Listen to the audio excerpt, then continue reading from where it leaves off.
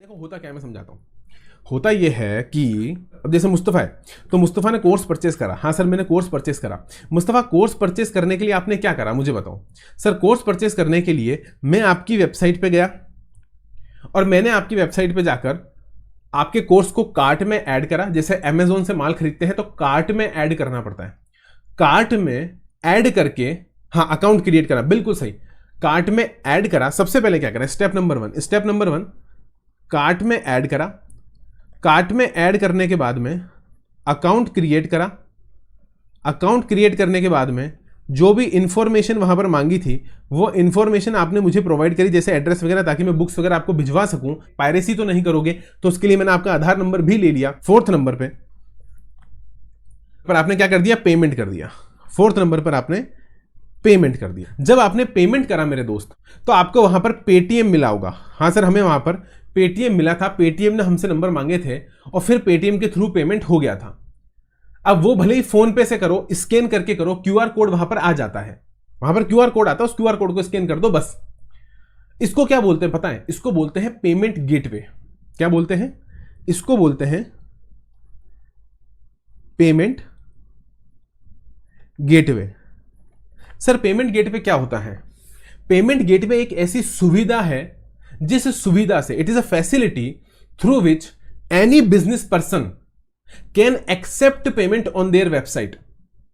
मुझे अगर अपने स्टूडेंट्स से पेमेंट कलेक्ट करना है तो पेमेंट कैसे कलेक्ट करूंगा मैं भाई? या तो मैं वहां पर लिख दूं कि भाई इस अकाउंट नंबर में पैसा डालो, ये करो वो करो, वो फैसिलिटी भी लगा रखी है मैंने वो फैसिलिटी भी लगा रखी है।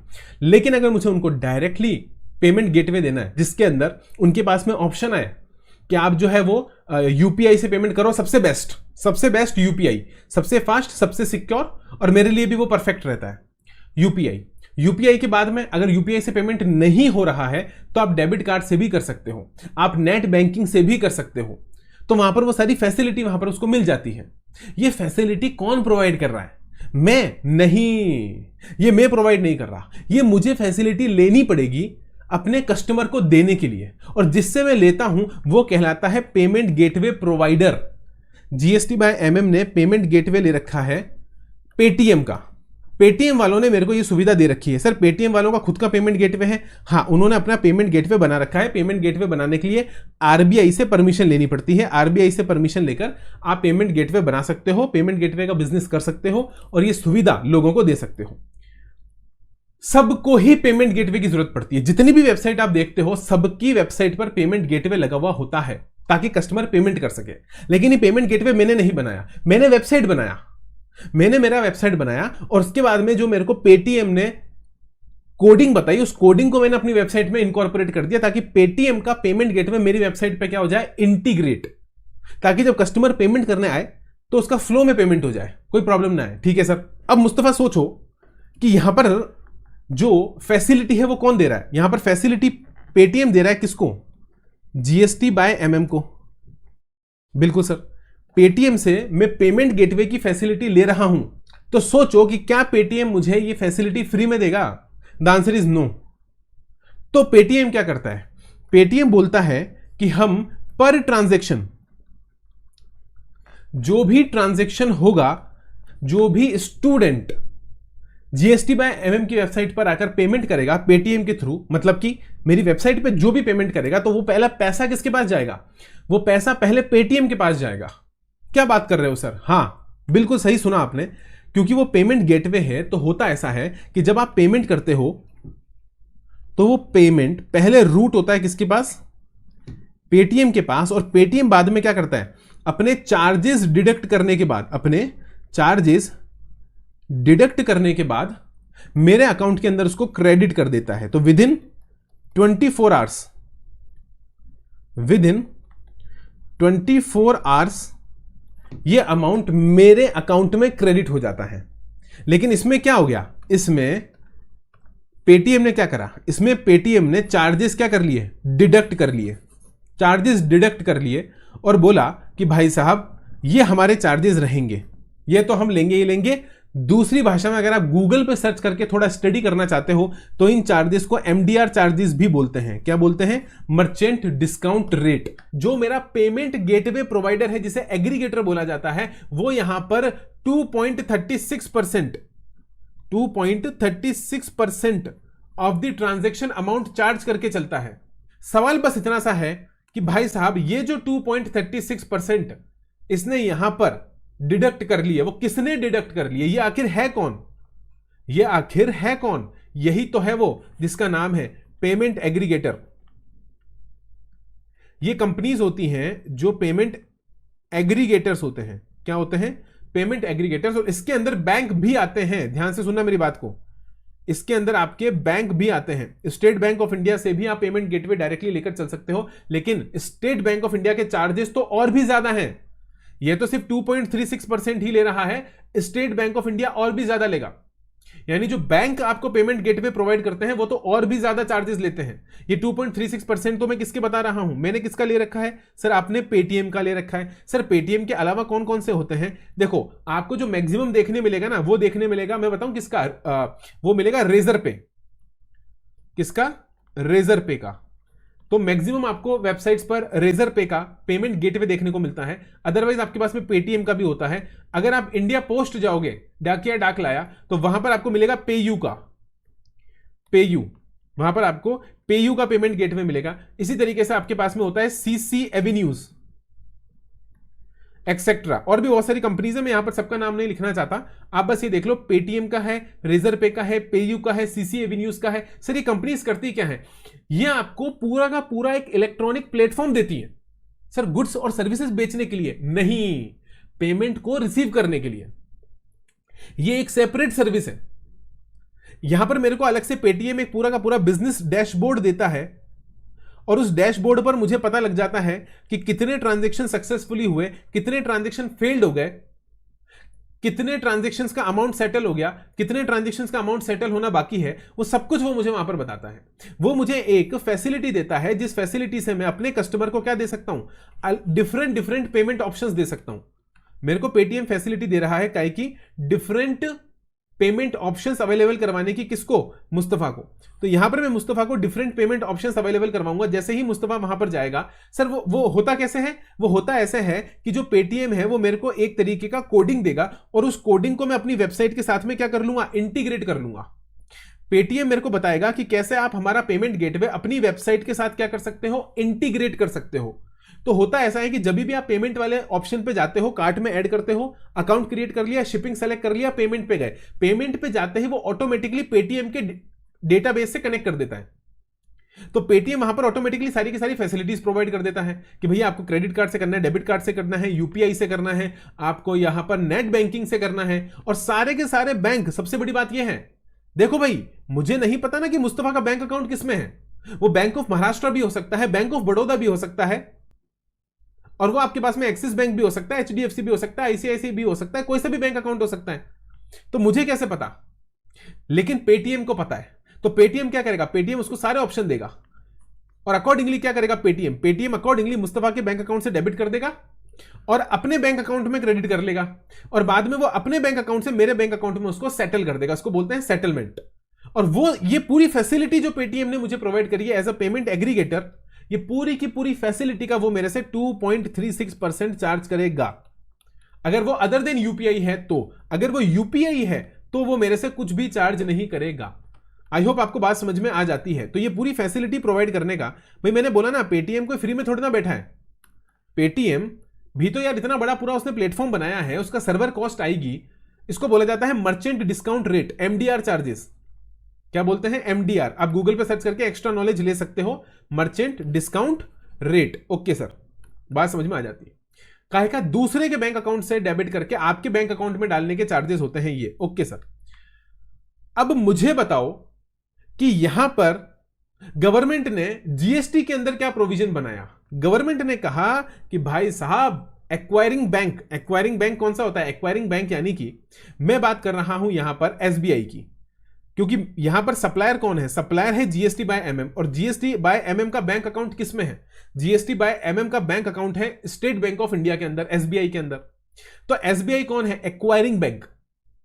अब ये एक्वायरिंग बैंक, अगर मैंने पेटीएम ना लेकर एसबीआई का लिया होता गेटवे, तो एसबीआई क्या बन जाता है? Acquiring bank. अब ये तो हो गया भाई साहब 1 मिनट के लिए ऑनलाइन वाला कॉन्सेप्ट, ये तो हो गया आपका ऑनलाइन वाला कॉन्सेप्ट। मुझे बताओ, कभी आपने ऑफलाइन परचेस करी है? हाँ सर, हमने ऑफलाइन परचेस करी है। वो आपको क्या देता है? POS, place of supply. छोटी सी मशीन होती है पीओएस मशीन। हाँ सर, पीओएस मशीन होती है। जब मॉल वगैरह में जाते हैं और एक साथ बहुत सारी शॉपिंग करते हैं तो वहां पीओएस मशीन होती है, और उस मशीन के अंदर क्या करना पड़ता है सर? साइड में स्वाइप करना पड़ता है कार्ड को। हाँ कि ना बताओ? आप उसमें ऐसे कार्ड को स्वाइप नहीं करते। ये वो मशीन है, मैं ऐसे कार्ड को रखकर उसमें ऐसे स्वाइप नहीं करूंगा। ट्रेंड्स, अब रिलायंस ट्रेंड्स के अंदर आपने शॉपिंग करी, मुझे बताओ रिलायंस ट्रेंड्स का बैंक अकाउंट किसमें है? सर वो तो एसबीआई के अंदर है। लेकिन आप जो शॉपिंग करने आए हो, आपका बैंक अकाउंट आईसीआईसीआई के अंदर है। आपने रिलायंस ट्रेंड्स के अंदर शॉपिंग कर कर उसकी पीओएस मशीन के ऊपर, उसकी पीओएस मशीन के ऊपर क्या कर दिया? अपना कार्ड स्वाइप कर दिया। अब एक बात बताओ, वो मशीन उसको किसने दी थी? वो मशीन उसको दी थी एसबीआई ने। वो एसबीआई की दी हुई मशीन है। एसबीआई ने कहा था अपने यहां पर ये मशीन लगवा लेना। एसबीआई को कैसे पता चलेगा कि एसबीआई आईसीआईसीआई का कार्ड यहां पर क्या हुआ है? स्वाइप हुआ है। उसके लिए उसको कोर बैंकिंग का पार्ट होना जरूरी है। सारे के सारे शेड्यूल्ड बैंक जो होते हैं ये कोर का पार्ट होते हैं। सर कोर क्या होता है?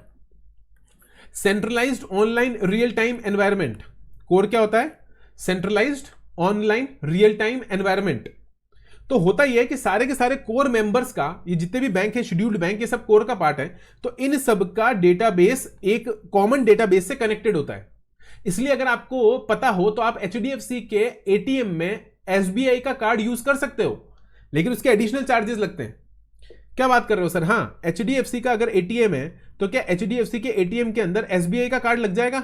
बताओ फटाफट से, यस और नो? आराम से लग जाएगा। क्यों लग जाएगा? आप सोचो, एचडीएफसी का एटीएम है, उसको आपका एसबीआई का बैंक अकाउंट का डिटेल्स कहां से पता लग गया? आपका तो एचडीएफसी के अंदर बैंक अकाउंट ही नहीं है, आप तो एसबीआई का कार्ड यूज कर रहे हो। तो एसबीआई के कार्ड को यूज करने से एचडीएफसी वाला आपको डिटेल कैसे बता रहा है? वो इसलिए बता रहा है क्योंकि इन सबका डेटाबेस कोर के साथ में कनेक्टेड है। तो एचडीएफसी वाला कोर में जाके एसबीआई से परमिशन लेकर आपका बैलेंस आपको दिखा देता है। बात समझ में आ रही है? हां, तो जैसे ही आपका कार्ड यहां पर आप स्वाइप करते हो एसबीआई की मशीन पर, एसबीआई क्या बन जाता है? Acquiring bank. क्या बन जाता है? Acquiring bank. और अब ये क्या करेगा? अब ये आईसीआईसी को फोन लगाएगा। फोन लगाएगा मतलब मैं आपको इनफॉर्मली समझा रहा हूं, फोन वोन नहीं लगाना पड़ता, मैं सिर्फ आपको इनफॉर्मली समझाने की कोशिश कर रहा हूं कि एसबीआई आईसीआईसी वाले को बोलेगा कि भाई तेरा कस्टमर हमारी दुकान पर आया है, उसने हमारी दुकान पर 1 लाख रुपए की शॉपिंग करी है और अब वो 1 लाख रुपए का पेमेंट कर रहा है। किससे? अपने कार्ड से। तो भाई एक काम कर, तो उसका अकाउंट 1 लाख रुपए से डेबिट कर दे और हमारे कस्टमर का अकाउंट नहीं, हमारा अकाउंट पहले तो हमें दे, हमें 1 लाख रुपए यहां पर पास ऑन कर दे। अब इसको बोलते हैं पूल। ये एक्चुअली अकाउंट नहीं होता, ये क्या होता है? पूल होता है। ये पैसा पूल में रखा रहता है। तो जब एक्चुअली ऐसा नहीं होगा कि आपने पेमेंट करा और उधर उसका अकाउंट क्रेडिट हो गया। The answer is no. Immediate credit नहीं होता। यहां तक कि अगर आप मेरी वेबसाइट पे भी ट्रांजैक्शन करोगे ना gst/mm.com पर, तो आपको क्या लगता है कि आपके पेमेंट करते ही मेरे बैंक अकाउंट में पैसा आ गया? The answer is no. वो लगते हैं 24 आवर्स उसको सेटल होने में। मेरे बैंक अकाउंट में क्रेडिट होने में उसको 24 आवर्स लगते हैं। अगले दिन सुबह 7 बजे वो मेरे बैंक अकाउंट में क्रेडिट होगा। वो एक होता है जिसको बोलते हैं सेट ऑफ टाइमिंग होता है। वो सेट ऑफ टाइमिंग होता है, जैसे फॉर एग्जांपल 7 बजे का, अब सुबह 7 बजे का अगर सेटलमेंट टाइमिंग है तो पूरे दिन के ट्रांजैक्शन सुबह 7 बजे ऑटोमेटिकली सेटल हो जाएंगे पेटीएम के अंदर। तो सर उतने टाइम तक वो पैसा कहां रखा रहेगा? क्योंकि भाई फॉर एग्जांपल मानो सर किसी ने 8 बजे, किसी ने अगर 8 बजे ट्रांजैक्शन कर दिया तो 7 बजे सेटल हुआ था, 8 बजे ट्रांजैक्शन कर दिया, तो 8 बजे वाला ट्रांजैक्शन अगले दिन सुबह 7 बजे सेटल होगा। The answer is yes. तो सुबह अगले दिन सुबह 7 बजे तक ये पैसा रखा कहां रहेगा? ये पैसा रखा रहेगा पेटीएम के पूल में। आई होप आपको बात समझ में आ रही है। PAY कहां रखा रहेगा? पेटीएम के पूल में। और फिर वो अगले दिन सुबह 7 बजे सेटल हो जाएगा। अब वो पूल में क्यों रखा रहता है? वो पूल में इसलिए रखा रहता है क्योंकि पेटीएम को भी तो अपने चार्जेस डिडक्ट करने हैं, उसके बाद में ही तो वो आपके बैंक अकाउंट में क्रेडिट करेगा रिमेनिंग अमाउंट। तो यहां पर एसबीआई भी क्या करेगा? 1 लाख रुपए को पूल में रखेगा और अपना पैसा यहां पर डिडक्ट करेगा। फॉर एग्जांपल अगर बनता है 2,000 रुपए, तो 2,000 रुपए यहां पहले डिडक्ट हो जाएंगे और बचा हुआ पैसा आपके पास रिलायंस ट्रेंड्स के अंदर क्या हो जाएगा? बचा हुआ पैसा रिलायंस ट्रेंड्स के अंदर, रिलायंस ट्रेंड्स के बैंक अकाउंट के अंदर क्रेडिट कर दिया जाएगा। ठीक है? हां सर। अब बात हमारे जीएसटी में क्या है, हमारे जीएसटी में बात यह है कि उन चार्जेस के ऊपर जीएसटी लगेगा कि नहीं लगेगा, दैट्स इट। ये मैंने आपको पूरा फंक्शनिंग समझा दिया, फैक्ट ऑफ द केस हमने सारे के सारे डिस्कस कर लिए। अब आपको फैक्ट समझ आ गए तो आपको ये समझ में आ गया कि यहां पर सेपरेट कंसीडरेशन है क्या। ये वही कंसीडरेशन है जिसे आपने एमडीआर बोला था, एमडीआर बोलो या फिर सेटलमेंट चार्जेस बोलो। यहां पर एसबीआई पूरा पैसा रिलायंस ट्रेंड्स को नहीं देगा, क्योंकि एसबीआई बोलेगा ये मशीन जो तेरे को दे रखी है और ये पीछे जो मैंने मेहनत करी है दूसरे बैंक अकाउंट से लेकर आने की, भाई साहब इसके चार्जेस तो मैं काटूंगा ना, तो 2000 रुपए एसबीआई काटेगा। सवाल है कि इस 2000 के ऊपर जीएसटी लगेगा कि जीएसटी नहीं लगेगा, ये सवाल है। तो अगर ये सवाल है तो इसके लिए आपको देखना पड़ेगा एंट्री नंबर 34 क्या लिखता है। एंट्री नंबर 34 लिखता है services by an acquiring bank to any person in relation to settlement of an amount. अब देखो एक एक शब्द और एक एक लाइन आपको बहुत अच्छे से समझ में आ रही होगी पूरा कॉन्सेप्ट समझने के बाद। Services by acquiring bank to a person in relation to what. अब देखो यहां पर भी वही 3 शब्दों का इस्तेमाल किया गया। किन 3 शब्दों का इस्तेमाल किया गया? इन रिलेशन टू, यानी आपको जो डैशबोर्ड दे रहे हैं, जो आप जो फैसिलिटी दे रहे हैं, आपको जो पीछे से प्रोसेस कर रहे हैं, ये सब कुछ क्या है? In relation to. आपको लॉगिन आईडी पासवर्ड दे रखा है, वहां पर जाकर आप अपने ऐप के अंदर देख सकते हो कि आज के कितने ट्रांजेक्शन आए हुए हैं, कितने ट्रांजेक्शन सक्सेसफुल थे, कितने ट्रांजेक्शन फेल्ड हो गए, कितने ट्रांजेक्शन के रेस्पेक्ट में पैसा सेटल होना बाकी है। यह भी तो एक तरीके की सर्विस है ना, लॉगिन आईडी पासवर्ड देकर आपको सर्वर पर अकाउंट क्रिएट कर रखा है। हाँ सर बात तो सही है, ये भी एक्वायरिंग बैंक ही दे रहा है, तो इन रिलेशन टू के अंदर वो सारी की सारी सर्विसेज कवर हो जाएंगी। तो services by an acquiring bank to any person in relation to settlement of an amount up to 2000 rupees in a single transaction transacted through credit card, debit card या फिर कोई चार्ज कार्ड और other payment card service. किसके through? Credit card के through, debit card के through या किसी दूसरे चार्ज कार्ड के थ्रू या फिर अदर पेमेंट कार्ड के थ्रू, जहां पर अमाउंट अप टू है, ध्यान से देखिएगा, 2000 rupees in a single transaction. Sir charges, यहां पर चार्जेस एग्जेम्प्ट नहीं हो रहे, ध्यान रखना, यहां पर जीएसटी एग्जेम्प्ट हो रहा है। बैंक अपना धंधा नहीं छोड़ रहा, गवर्नमेंट अपना जीएसटी छोड़ रहा है। सर कहने का मतलब कि अगर आपने ये रिलायंस ट्रेंड्स के अंदर 1 लाख रुपए की जगह अगर 2000 की शॉपिंग करी होती और 2000 की शॉपिंग पर फॉर एग्जांपल 2% अगर वो एक्वायरिंग बैंक अपनी पॉलिसी के हिसाब से चार्ज करता है, तो वो हो जाता आपके पास में 40 रुपए। कितना हो जाता? 2% के हिसाब से वो हो जाता आपके पास में 40 रुपए। तो मुझे बताओ कि क्या उस 40 रुपए के ऊपर जीएसटी लगता? The answer is no. उस 40 रुपए के ऊपर जीएसटी नहीं लगता, लेकिन 40 रुपए तो लगता। तो ये मत सोचना कि यहां पर मैं 40 रुपए माफ कर रहा हूं, वो पावर है ही नहीं गवर्नमेंट के पास, वो तो बैंक का कमीशन है भाई, वो तो बैंक के चार्जेस हैं। 40 रुपए कहीं नहीं जा रहे, 40 रुपए तो अभी भी लगेंगे। यानी मेरा जो 2.36% था जो मेरे से पेटीएम ले रहा था, वो तो अभी भी लेगा पेटीएम छोड़ नहीं देगा उसको, लेकिन उस पर जीएसटी नहीं लगेगा, उस पर आपके पास में जीएसटी नहीं लगेगा, जीएसटी एग्जेम्प्ट कर दिया। लेकिन ध्यान रखना सिंगल ट्रांजेक्शन के अंदर, सिंगल ट्रांजेक्शन, यहां पर मल्टीपल ट्रांजेक्शन की बात नहीं हो रही है, सिंगल ट्रांजेक्शन अप टू 2000। यानी सर यही ट्रांजेक्शन अगर 4000 का हो जाता तो फिर जितने भी चार्जेस कटते उसके ऊपर जीएसटी लग जाता। और देखो नीचे एक्सप्लेनेशन में क्या लिखा है, for the purposes of this entry acquiring bank means any banking company, financial institution including non banking financial company और any other person who makes the payment to any person who accepts such card. तो यहां पर any other person में कौन आ जाएगा? ये जो any other person है, ये एनी अदर पर्सन में कौन आ जाएगा? पेटीएम करो। एनी अदर पर्सन में आ जाएंगे पेमेंट एग्रीगेटर्स। पहले क्या लिखा? Banking company, financial. अब देखो अगर इनमें से जैसे पेटीएम है, अगर पेटीएम के पास में पेमेंट्स बैंक का लाइसेंस है, तो ये चेक करो बैंकिंग एक्ट में जाकर कि क्या Paytm payments bank banking company की डेफिनेशन में फॉल कर रहा है कि नहीं कर रहा। अगर बैंकिंग्स एक्ट के हिसाब से, बैंकिंग्स रेगुलेशन एक्ट के हिसाब से पेटीएम बैंकिंग कंपनी की डेफिनेशन में फॉल कर रहा है, तो वो यहां पर ही बैंकिंग कंपनी बन जाएगा। लेकिन व्हाट अबाउट रेजर पे, what about PayU, what about CC avenues, इनका क्या होगा? तो ये यहां आएंगे एनी अदर पर्सन के अंदर, ये एनी अदर पर्सन के अंदर आएंगे, क्योंकि ये आपको फैसिलिटी दे रहे हैं ताकि आप वो कार्ड क्या कर सको? एक्सेप्ट कर सको।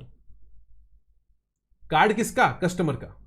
I hope you got my point. यहां तक आपको बात समझ में आ जाती है। एक्वायरिंग बैंक का मतलब भी आपको समझ में आ गया, इसलिए मैंने कहा था कि जो मशीन है जो एसबीआई ने दी थी, वो एसबीआई यहां पर क्या बन रहा था? वो एसबीआई यहां पर आपके पास में एक्वायरिंग बैंक बन रहा था। Done with this? Yes sir. अब यहां पर एक सवाल है कि sir net banking and UPI में इंस्टेंट होता है ना? देखो इधर होता क्या है, मैं आपको समझाता हूं। आप इसको ऐसे समझो कि मैंने आपको अपना यूपीआई नंबर दिया, मैंने आपको अपना यूपीआई नंबर दिया या फिर मैंने आपको आपके बैंक की डिटेल्स दे दी। क्या दे दी? मैंने आपको अपने बैंक की डिटेल्स दे दी। अब अगर मैंने यूपीआई नंबर दिया है और बैंक डिटेल्स दी है, किसने? मैंने डायरेक्टली। यहां पर जीएसटी बाय एमएम आपको डायरेक्टली अपने बैंक की डिटेल्स दे रहे हैं या फिर डायरेक्टली अपना यूपीआई नंबर दे रहे हैं। किसको? कस्टमर को। तो उस सिचुएशन के अंदर क्या होगा? उस सिचुएशन में अगर वो कस्टमर उस बैंक डिटेल्स के ऊपर एनईएफटी करवा रहा है, ध्यान से सुनना, एनईएफटी या आरटीजीएस या फिर आईएमपीएस या फिर यूपीआई से पेमेंट कर रहा है, तो मैंने आपको बैंक डिटेल्स दी। अब बैंक डिटेल से आप करोगे क्या? बैंक डिटेल से आप या तो एनईएफटी करोगे या फिर आरटीजीएस करोगे या फिर आईएमपीएस करोगे या फिर यूपीआई करोगे। तो वो इमीडिएट, IMMEDIATE, इमीडिएट मेरे बैंक अकाउंट में क्रेडिट हो जाएगा। Immediate bank credit. कोई शक, कोई सवाल? नहीं सर, यह आपका हो जाएगा इमीडिएट बैंक क्रेडिट। कोई दिक्कत? फटाफट से बताओ।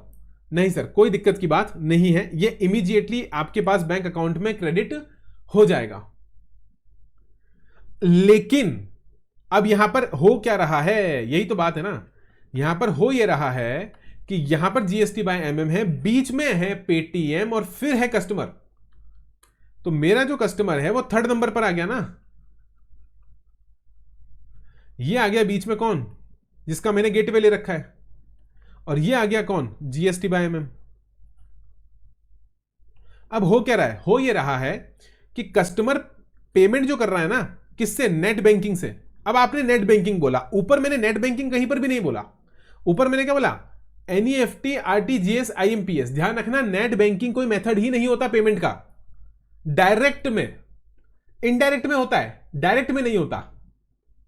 डायरेक्टली कस्टमर मुझे नेट बैंकिंग से पेमेंट नहीं कर सकता, उसको पहले बेनिफिशियरी ऐड करना पड़ेगा और बेनिफिशियरी ऐड करने के बाद या फिर आईएमपीएस से बिना बेनिफिशियरी ऐड करे, वो ट्रांजैक्शन लिमिट होती है, उस ट्रांजैक्शन लिमिट से पेमेंट होगा। तो डायरेक्ट के अंदर कभी भी नेट बैंकिंग शब्द का इस्तेमाल होता ही नहीं है अगर डायरेक्ट पेमेंट है। तो अगर बैंक डिटेल्स के ऊपर पे कर रहे हो तो उसको नेट बैंकिंग नहीं बोलते, वो एनईएफटी होता है, आरटीजीएस होता है या आईएमपीएस होता है। लेकिन जब आप इनडायरेक्ट करते हो, इनडायरेक्ट मतलब बीच में पेमेंट एग्रीगेटर आता है, तो यहां शब्द का इस्तेमाल होता है नेट बैंकिंग। यह है वो फैसिलिटी, यह है वो फैसिलिटी जिसको नेट बैंकिंग बोलते हैं। हां, यूपीआई यहां पर भी यूपीआई ही कहलाता है। ध्यान से सुनना, यूपीआई यहां पर भी यूपीआई ही कहलाता है। लेकिन मजे की बात, आप मानो या ना मानो, लेकिन नेट बैंकिंग और यूपीआई के केस में भी इंस्टेंट सेटलमेंट नहीं होता। अगर बीच में पेटीएम है तो सेम डे सेटलमेंट नहीं होता है। और अगर वो सेम डे आपका सेटलमेंट कर भी देंगे तो वो कुछ एक्स्ट्रा चार्जेस डिडक्ट करेंगे। अगर आपको सेम डे सेटलमेंट चाहिए तो आपको और भी ज्यादा एक्स्ट्रा चार्जेस देने पड़ेंगे।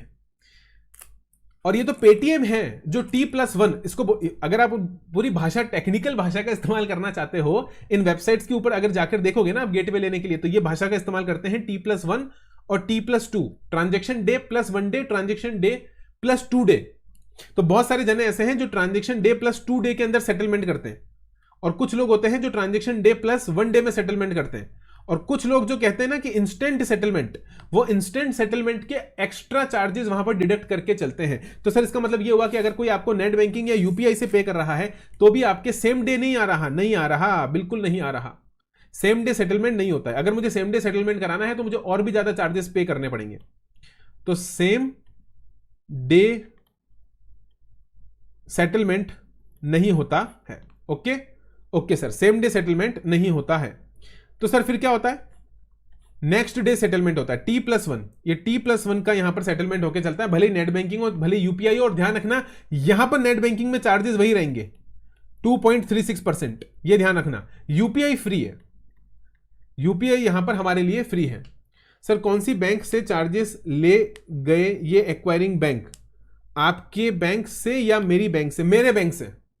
मेरे बैंक से चार्जेस लेगा ना।